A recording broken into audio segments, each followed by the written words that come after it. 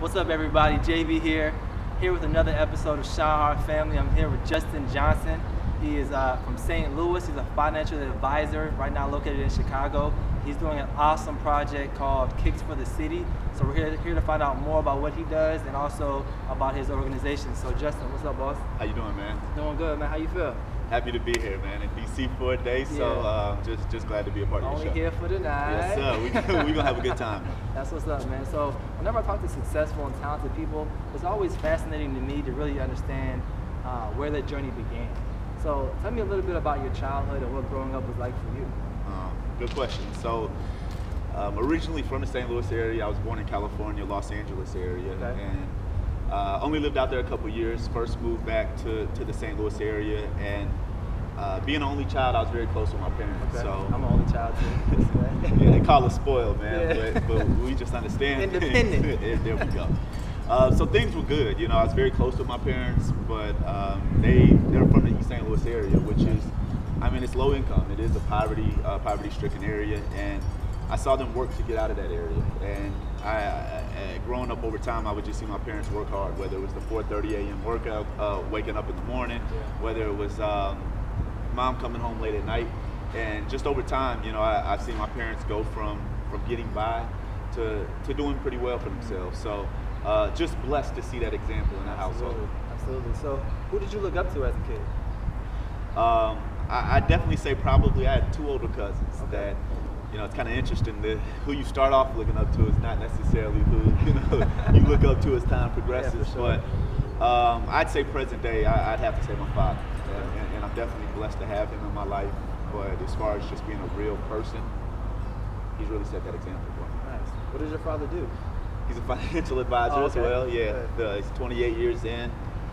Started in his early 30s and has really just grown his business, and things have been pretty good for him. Tell me more about what you do as a financial advisor and some of your personal endeavors as well. So one of the things, even though Dad is a financial advisor, you know, he doesn't give me anything, and that's something that I do respect about him as far as just, you know, making me work, you know, allowing you to go underwater and really understand the struggles of just building your own business. I'd say that, you know, my day-to-day, work long hours, even sometimes Saturdays, but when you're building your business and you're really growing your clientele, you have to put that type of work in. Absolutely. And I started off in St. Louis my first three and a half years, and when you go from St. Louis to then transferring to a different market, you got to be on your A game. And it's really just grown me as a person. What is your passion, and when did you know? Good question. If I had to say when I knew, I'd probably say the age was about 24, 25 years old. And I'll never forget really what made me search for that passion. And I think it was more so understanding that, you know, in life, a lot of times we talk about what we do, we talk about how we do it. Right. Might even brag on some of the accolades, some of the awards. But I got challenged one time by our managing partner in St. Louis, and he asked me why I'm doing what I'm doing. You know, why are you walking? What's your purpose? And I never forgot that question because I couldn't answer it at that time. And, you know, I was about 24, going on 25, and, you know, it took me a couple weeks to really search that. And to then answer your question, I'd say, you know, I really have just this passion and this purpose to really just give back and make a difference. And I know that sounds crazy, but I think give back can be on so many different levels. Right. That could be knowledge, that could be time, that could be relationships, connecting people. So I really just have that purpose, if you would, to just try to teach people, whether it's financials or things that I've learned in life, you know, just some wisdom that I've learned. So I've learned that, you know, you can't really take days off when you're early in the game. For real. You also got to think about your competition. You know, kind of compare that to when you're in the weight room and you see all those signs up and they tell you, you know, your opponent is still at home working, you know. Your opponent's going for an extra set. And I sometimes think about who my competition is, and, you know, when we can go home so easily and get on the Instagrams and Facebooks, or we can watch our favorite shows, there's some people in our industry, our age, who are going home and they're either in the books or they're going in home trying to strengthen their practice and their skills. And it's all about, you know, where do you want to be? Yeah. I think we all have the same 24 hours in the day. You know, what separates people is how they use their time. You know, whoever's using their time the most effectively is going to separate themselves in the long run. So, tell me about Kicks for the City. I know you're here in DC promoting it this weekend, and you have your organization in 5 or 6 or 7 different cities right now. Tell me about how you're giving back and what that project is all about. Blessed, man. Started off as an idea Kicks for the City did, as far as a relationship I built with a young homeless gentleman in St. Louis that was 23 and I was 24 at the time. From there, it started as a concept where, by guerrilla style, we gathered as many shoes as we could for those in need. And 4 years later, we're in 8 cities, man, and we're looking to collect between 10 and 15,000 pair of shoes, man. And I think that due to everybody's hard work, input, feedback, this drive has just grown extremely fast. And the more it grows, the more impact we continue to have. Absolutely. So, what cities are you guys in? You said 8 cities. Yeah, so started in St. Louis, obviously that being the focal point, but then also we expanded to Chicago, Charlotte, LA, Atlanta, DC, and this year we added New York and Detroit. So, oh wow. Yeah. That's so we're blessed, man. So how do you guys go about collecting these shoes? Like, how can people donate to this? So we try to give a platform for everybody to be able to donate however best fits for them. So obviously somebody can go in their closet, get some old pair of shoes out, lightly worn or new, is what we at least ask for, to becoming a full-fledged ambassador in their city. So in between there, we have the volunteer opportunities that if you want to come out and actually donate your labor and actually help volunteer to distribute the shoes once we have gotten them together as far as organization, disinfecting, and sorting. They can definitely go to kicksforthecity.org as well for more information. You guys have a website? Yes. You guys have an Instagram? Instagram is K4TC. We have Facebook, Kicks for the City. K4TC. We also have Kicks for the City on the Twitter. Do you consider yourself an entrepreneur? I do, man. Yeah. Blessed and have struggled enough to say that I've never had a 9-to-5, nor have I ever had a salary. So, you kind of wake up every morning understanding what it's like to look in the mirror and understand you're in business. Yeah. So that's awesome, man. So what would you say has been your biggest challenge in your career thus far? Learned a lot. You balance, growing up in the maturity pieces of what you need to do, versus kind of what you want to do. Yeah. Also understanding that if there's a certain lifestyle that you would like to live, or things that you would like to provide for, whether it's your current family or future family, there's certain things that you have to do out here. And I always believe in, that saying that says that, hard work will beat talent, when talent when it doesn't work hard, man. So I think that keeping that in the back of my mind and knowing that I can control if someone outworks me, has always just been that mindset to just keep pushing and maturing year by year. So the most important thing when you have a goal is to write it down. Agreed. And then the second thing, maybe the most important thing, is to understand your why.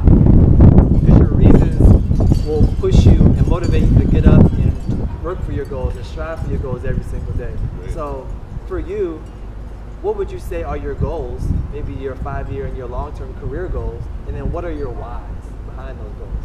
Great question. Well, I want to be one of the best financial advisors, nationwide. You kind of balance that, ideal clientele and who you want to be around versus also, some clients that you can give back to, whether it's the knowledge, throughout our community. So I have a passion for teaching, because I do believe that you can't teach what you don't know. Right. And at the end of the day, if our clients, who work with us, who trust us, if they don't know why they're doing what they're doing, how can they teach it? Right. How do they have the confidence in moving forward? So, I definitely, on the financial advising field, want to be able to make a difference, across spectrum. But then also, with Kicks for the City, I can really see this thing being a large, year by year, drive that really can connect the shoe community with the community of those who are in need. And I mean, a lot of times we think that they're old to us, they're out of style or they have scuffs on them, but those same shoes are brand new to somebody else. And especially when you get to these colder months throughout the country, I mean, that's something that can be a game changer. Absolutely. So have you thought about partnering with the Nikes, the Adidas, the Reeboks, and trying to get them involved with your program? Working on it, man. Yeah. So we got the nonprofit, the 501c3. We finally got everything pushed through this September. So when you get towards the end of that year, fiscal year, and we're getting started with the drive, we were a little pushed with time. But based on what we're documenting, who we have, working with this drive, I do see that we can sit at the table sometime early next year and really have some serious conversations. Very cool. You have, grown this brand from your mind and idea to this, nationwide project. I'm sure you've gotten social media involved. I'm sure you've gotten business involved. I'm sure you've gotten, how to work with people. You've had a lot of different experiences just through growing that. I would ask you, what frustrates you the most about today's culture? It's a good question, man. I think sometimes the lack of support. And to take it a step further, maybe even genuine support, because a lot of times you see people that want to support others because there's something in it for them. Right. They want to support you because they want the fame or they want the recognition. Yeah. But a lot of times we're not genuinely just supporting each other because of mutual respect or because we believe in what that person's doing, regardless of what benefit it has to us. So, I definitely would like to see, that change. I also think that we need to have more people that look like us, more relatable people in our communities that can be around these kids a little bit more. Yeah. Because there is a gap, regardless of what we say, that if you're 15, 16, 17 years old, whether it's trying to get in business, whether it's trying to just understand the next phase in life, and you're looking at somebody who's telling you what to do and they're 50 or 60 years old, the relatability there is disconnect. It's slim, man. Yeah. It's very slim. And I think that, if we can continue to have people maybe somewhere in between that age, people that do seem relatable, seem like, okay, it's possible to be that person. That's us, man. Hands down. Yeah. I think that could be a game changer too, because we used to always hear so many people talk about the kids are our next generation. Right. But as we get older, we start to realize that the kids are our next generation, and what we instill in them and what we show them, I think, can also help shift some of that culture mindset that it's kind of plagued us over so many years. What advice would you give to aspiring financial advisors or aspiring entrepreneurs? Definitely get a mentor. I think that's first and foremost. But also you got to understand what you want to do. It's not about the money. It's not about the potential awards. I think it's about you being happy. For you to be able to wake up every morning and look yourself in the mirror and understand that because of what you're doing, because of what your passion is, that you're making a difference out here. Right. So I mean, once you kind of identify that, I think having a mentor to then share that with, listen to their wisdom and maybe the mistakes and some of the things that they have done right, so that you can then take that in, and then you make decisions on your own. But also, I think we need to research a lot more. A lot of times we have good ideas, but we get frustrated because we don't have the money, but we have to find out where the money is. Yeah. And a lot of times we find that out on the back end once things start to really boom. But I think that, regardless of your educational background, it's certain steps on the forefront that I think can be very important to kind of shortening that learning curve. Right.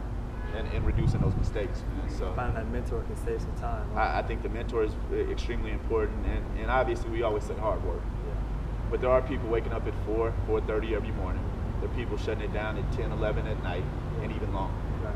So at the end of the day, I've always believed what you put in is what you get out. That's true. So if we're gonna put in 5-6 hours, we need to we need to expect that 5 to 6 hour type of result. Yeah. But if we're gonna put in a lot of work, and I believe that's what has to happen on the forefront of being an entrepreneur. That's true. So you start balancing paying overhead with also paying personal bills. And that's when you walk through the step of quitting several times. I wondered if you should go back and get a job. Let's be real. But if you know why you're doing what you're doing, man, I just genuinely believe that it allows you to stay in there. You wake up in the morning really with no alarm clock, because that passion is what set you on fire. Tell everyone how they can find you, how they can find Kicks for the City, and what you have coming up in the next couple of months. Kicksforthecity.org obviously is going to be the best place to find us. Got a couple different things going on across the country with that. We're doing happy hours in New York at the 4040, M-Bar in Atlanta next week. We'll also be at a comedy club that is in LA. So just balancing those different events that we're encouraging people to bring these lightly used or new shoes to, I think just continues to rally the support. So if anybody's in that city and would like to get involved, please feel free to reach out to us, whether it's the Instagram, whether it's kicksforthecity.org. And we'll definitely make sure we reach out with more information. For sure. Can they hit you up on your personal Instagram? They can. No, they can, man. That's J Morrell, JMOREL 1022, and it's private, so I'll do the accept, man, and we're all good. He might accept you, he might not. No. Always, man. Just. Well, cool. You can catch me on JV's Food for Thought. Obviously, follow the ShineHard Project at ShineHardFamily.com and ShineHard Family on Instagram. And that's a wrap. Justin, thanks for being here, boss. Appreciate you, man. All right, man. Have a good one.